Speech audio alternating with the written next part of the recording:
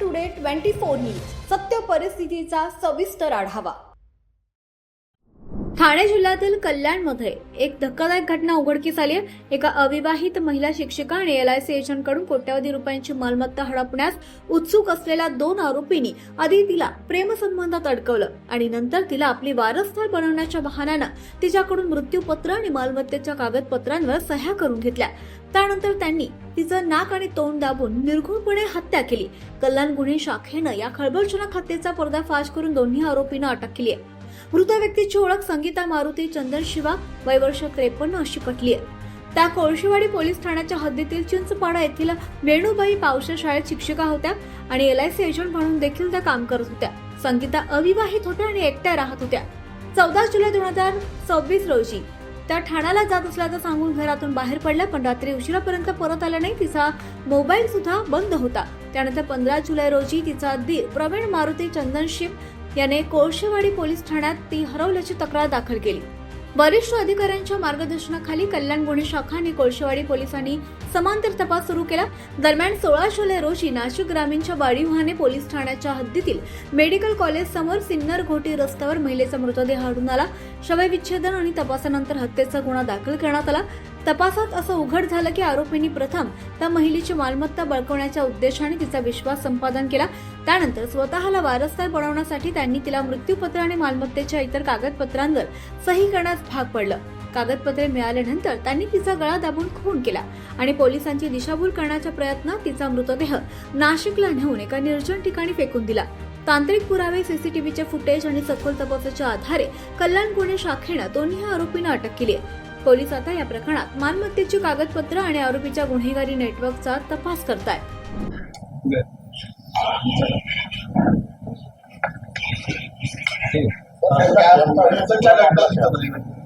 Police थाने कोळशेवाड़ी में संगीता चंदन सिंह इसकी missing दाखिल थी।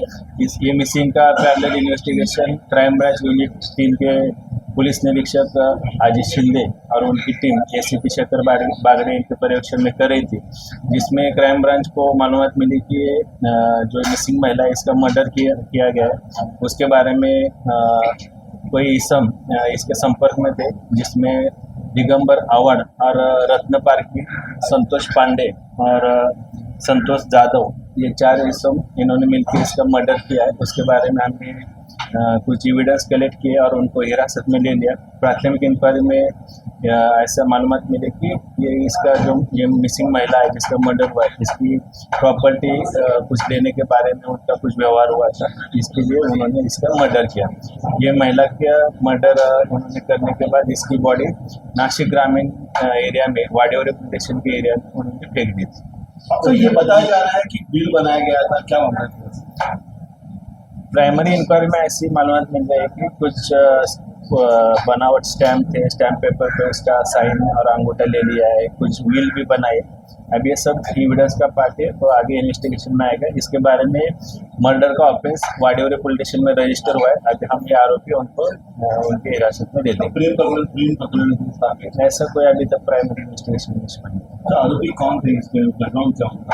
आरोपी दिगंबर आवाड़ और रत्न पारकी ये महिला के परिचित थे, उनका कुछ व्यवहार भी था और बहुत साल से एक दूसरे को जानते थे। इससे पहले कोई गुना दाखिल था? नहीं।